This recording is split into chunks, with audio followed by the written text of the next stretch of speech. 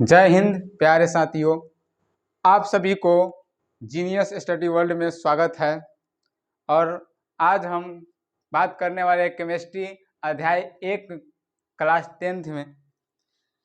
क्या है आज कि रसायन शास्त्र है, जिसमें पिछले क्लास हमने बताए हुए आप लोगों को कि रासायनिक अभिक्रिया क्या है, किसे कहते हैं, परिवर्तन कितने प्रकार के होते हैं, भौतिक परिवर्तन, रासायनिक परिवर्तन, इसके बारे में बताए हुए थे।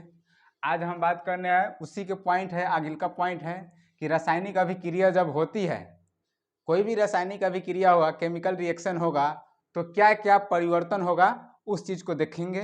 क्योंकि रासायनिक अभिक्रिया जब होगा तो दो गो प्रोडक्ट आपस में मिलेगा, उसके बाद नया प्रोडक्ट बनेगा, यानी नया चीज़ें बनेगा, नया पदार्थ बनेगा। तो क्या नया पदार्थ बनने के दौरान में क्या क्या परिवर्तन होता है, उस सारी चीज़ों के जानेंगे। तो कोई भी रासायनिक अभिक्रिया होगा तो उसमें परिवर्तन होता है। पहले ताप में परिवर्तन होगा। क्या होगा कि जब रासायनिक अभिक्रिया कोई होगा तो उसमें क्या होगा, ताप में परिवर्तन होगा।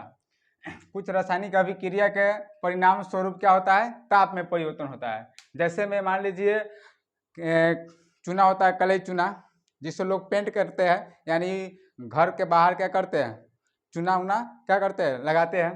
तो उस चूने के बोरों को जब लाया जाता है तो पानी में डाला जाता है। तो पानी में डालेंगे तो क्या होता है, वो पानी को ही गर्म कर देता है। देखिए उसमें से बहुत सारा भाप निकलता है और पानी को गर्म कर देता है। इसका मतलब क्या हुआ कि वहाँ पर रासायनिक अभिक्रिया हुआ है तो वहाँ पर क्या निकला, ऊष्मा भी निकला है, और क्या हुआ है, साथ में पानी को क्या कर दिया, गर्म कर दिया।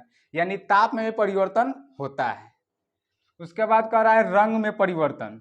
तो कुछ रासायनिक अभिक्रिया ऐसे होते हैं जो रासायनिक अभिक्रिया के परिणाम स्वरूप क्या होगा, उस पदार्थ के रंग में परिवर्तन आ जाता है। क्या आता है, रंग में परिवर्तन आ जाता है। जैसे हम एग्जाम्पल में लेके चलते हैं कि एक पोटेशियम परमैंगनेट है, उसका रंग जो होता है हमेशा नीला होता है।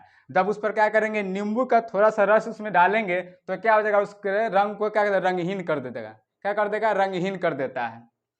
इस प्रकार की रासायनिक अभिक्रिया के दौरान क्या होगा, रंग में भी परिवर्तन होगा। अगले का है कि अवक्षेप का बनना। तो कुछ रासायनिक अभिक्रिया होता है जिसके परिणाम स्वरूप पदार्थ में क्या होता है, अवक्षेप के रूप में वो रह जाता है।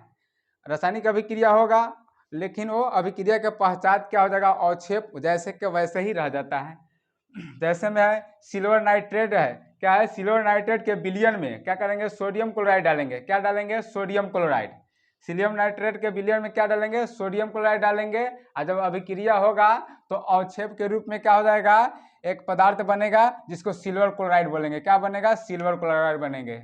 यहाँ देखिए समीकरण के द्वारा हम रासायनिक अभिक्रिया करके यहाँ बताए हैं। Ag का मतलब क्या होता है, सिल्वर, और NO3 का मतलब होता है नाइट्रेट, सिल्वर नाइट्रेट, और उसके साथ में क्या डालना है, सोडियम क्लोराइड। NaCl का मतलब होता है सोडियम क्लोराइड। ये दोनों को डाल दिया, यहाँ अभिक्रिया हो रहा है। अभिक्रिया होने के बाद क्या बना है, AgCl, उसके बाद NaNO3 बना हुआ है। तो यहाँ पर अवक्षेप क्या हुआ, AgCl2। अवक्षेप कभी भी रहता है तो रासायनिक समीकरण में क्या होता है, तीर का जो होता है ना, तीर का सिंबल जो होगा ना, नीचे की ओर होगा। क्या होगा, नीचे की ओर होगा। तीर का सिंबल होगा ना, हमेशा नीचे की ओर होगा। तो जिस प्रोडक्ट के सामने तीर के निशान लगा हुआ है और नीचे की ओर सिंबल है, डायरेक्शन नीचे की ओर दिया हुआ है, तो समझिए क्या है, वो अवक्षेप बना हुआ है अभिक्रिया में। अभिक्रिया के पश्चात बनता है। किसी किसी में तीर जो ऊपर की ओर रहता है ना, तो समझिए क्या है, वो गैस बनकर उड़ रहा है। क्या है, गैस बनकर ये उड़ रहा है। इसके बारे में डिटेल से हम बात करेंगे जब समीकरण बताएंगे ना, रासायनिक समीकरण क्या होता है, समीकरण कैसे लिखेंगे, तब हम डिटेल में बताएंगे। तो जिस अभिक्रिया के दौरान जिस पदार्थ के नीचे सिंबल लगा हुआ है तीर का, तो समझ जाइए वो अवक्षेप है। तो कुछ रासायनिक अभिक्रिया जो होती है, अभिक्रिया के पश्चात अवक्षेप भी बनता है। और अगले का पॉइंट है कि कुछ रासायनिक अभिक्रिया जो होता है ना, उसके अवस्था में भी परिवर्तन होता है। उसके अवस्था में भी परिवर्तन होता है।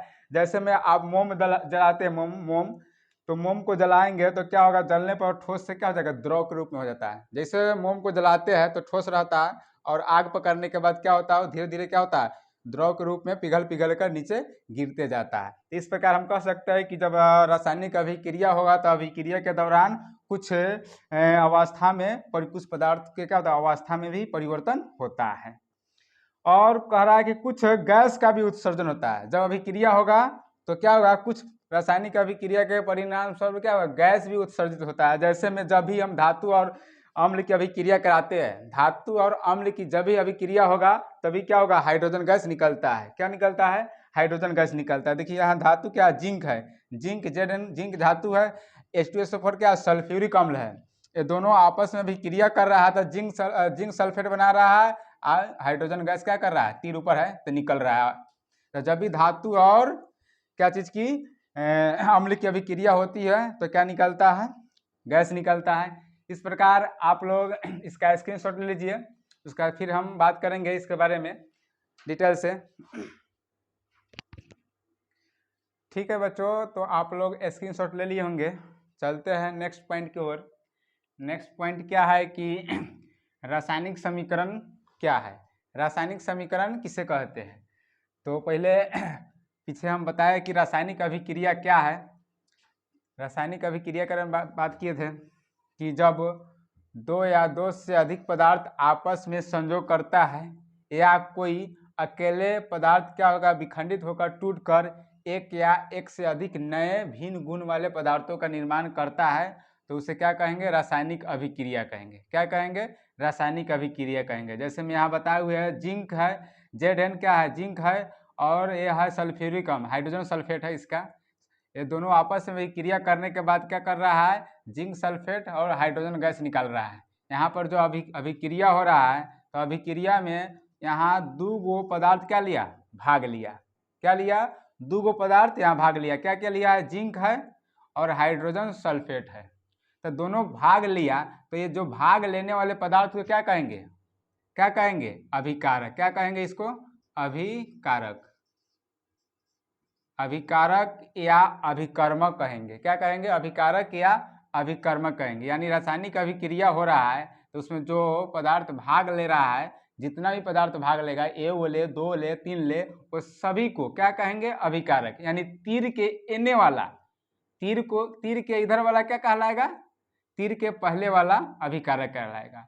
और अभिक्रिया के पश्चात नया पदार्थ बन रहा है, नया, तो वो क्या कहलाएगा, प्रतिफल कहलाएगा या उत्पाद। बोला क्या कहलाएगा, प्रतिफल, प्रतिफल कहलाएगा या उत्पाद कहलाएगा। क्या कहलाएगा, प्रतिफल या उत्पाद। तब यहाँ पर जो रासायनिक अभिक्रिया हो रही है तो क्या रासायनिक अभिक्रिया होगा तो क्या और कुछ नहीं होगा, रासायनिक अभिक्रिया के दौरान क्या क्या परिवर्तन होगा, ताप में परिवर्तन होगा। क्या होगा, ताप में परिवर्तन, रंग में परिवर्तन, अवक्षेप बनेगा, अवस्था में परिवर्तन, गैस उत्सर्जित होगा। ये अभिक्रिया के दौरान ये सारी चीजें होती है जो हम पिछले पॉइंट में बात किए हैं। उसके बाद अब चलना है कि रासायनिक समीकरण क्या है। तो जो रासायनिक अभिक्रिया हो रहा है उस अभिक्रिया को सूत्र या संकेत के द्वारा लिखेंगे और एक समीकरण बन जाएगा। उसी समीकरण को रासायनिक समीकरण करेंगे।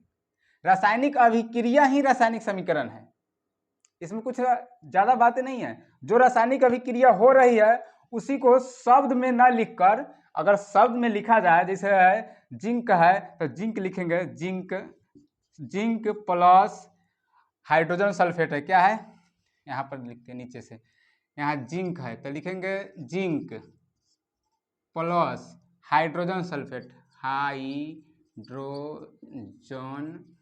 Sulphate, sulphate.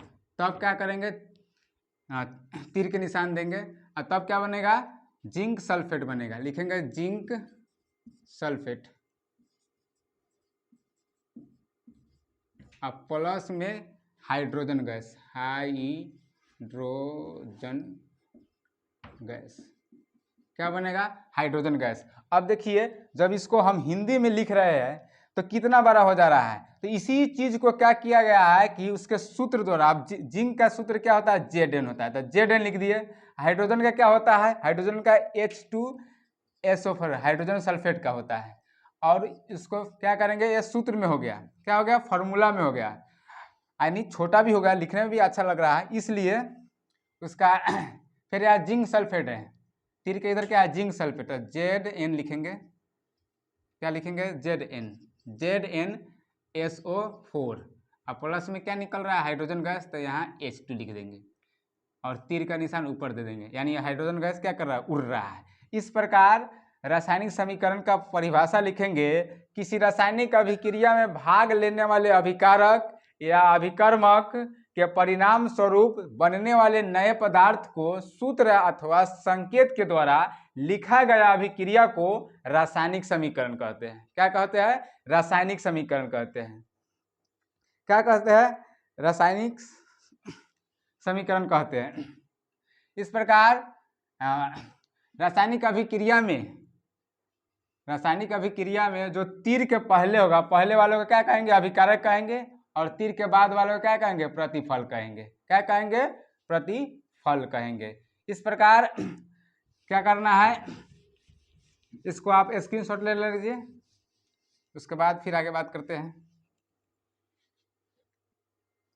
आप लोग स्क्रीनशॉट ले लिए होंगे। तो आज हमने क्या क्या पढ़ाए हैं उसके बारे में थोड़ा और चर्चा करते एक बार फिर से, उसके बाद क्लास ओवर हो जाएगा। कि पहले तो इस पाठ का नाम है रासायनिक अभिक्रिया, इसमें अभिक्रिया पढ़ना है, अभिक्रिया के बारे में। अभिक्रिया अलग अलग प्रकार की अभिक्रिया है, तो एकल विस्थापन, द्विविस्थापन, संयोजन अभिक्रिया, विस्थापन अभिक्रिया, ये सब पढ़ना है अभी। तो पहले शुरुआत में अभिक्रिया क्या है उसके बारे में जानेंगे। तो अभिक्रिया किसे कहते हैं, रासायनिक अभिक्रिया किसे कहते हैं, तो जब दो या दो से अधिक पदार्थ आपस में क्या करेगा, संयोग करेगा, या कोई एक पदार्थ अकेले क्या करेगा, टूटेगा, तो क्या होगा, एक नए गुण वाले पदार्थ का निर्माण करता है, तो उसको बोलते हैं रासायनिक अभिक्रिया। यहाँ पर देखिए क्या है, कैल्शियम कार्बोनेट है, इसको गर्म किया जा रहा है, ये अकेले है, और टूट कर क्या कर रहा है, दो पदार्थ बना रहा है। तो क्या है ये रासायनिक, इसको क्या बोलेंगे, यहाँ पर क्या हो रहा है, यहाँ पर क्या हो रहा है, रासायनिक अभिक्रिया हो रहा है। क्या हो रहा है, यहाँ रासायनिक अभिक्रिया हो रहा है। तो अभिक्रिया हो रहा है, तो अभिक्रिया में जो पदार्थ भाग ले रहा है उस पदार्थ को अभिकारक कहेंगे, आज जो पदार्थ नया बन रहा है उसको क्या कहेंगे, उत्पाद कहेंगे, प्रतिफल कहेंगे। क्या कहेंगे, उत्पाद कहेंगे और प्रतिफल कहेंगे। और इस अभिक्रिया को, अब देखिए ये तो अभिक्रिया हो गया, क्या हो गया, रासायनिक अभिक्रिया हो गया, इसमें भाग लेने वाले पदार्थ का अभिकारक हो गया, और जो नया पदार्थ बना उत्पाद हो गया। अब क्या है कि रासायनिक समीकरण किसे कहते हैं, तो रासायनिक अभिक्रिया में जो जो पदार्थ भाग ले रहा है, तो भाग लेने वाले पदार्थ और नया पदार्थ जो बन रहा है उस सभी को एक सूत्र द्वारा लिखा जाता है, उस सूत्र द्वारा समीकरण में सजाया जाता है। इस प्रकार जो समीकरण हमें को प्राप्त होता है, यानी अभिक्रिया प्राप्त होता है, उस अभिक्रिया को कहेंगे रासायनिक समीकरण। क्या कहेंगे, रासायनिक समीकरण कहेंगे। क्या कहेंगे, रासायनिक समीकरण। और रासायनिक अभिक्रिया होगा तो क्या क्या होगा, ताप में परिवर्तन होगा, रंग में परिवर्तन होगा, अवस्था में परिवर्तन होगा, और अवक्षेप बनेगा, गैस का उत्सर्जन होगा। आज तक यहाँ तक पॉइंट बताए हुए हैं। मिलते हैं नेक्स्ट क्लास में। बाकी के लिए जय हिंद, जय भारत। आप लोगों से रिक्वेस्ट है कि चैनल को सब्सक्राइब करें और ज़्यादा से ज़्यादा शेयर करें,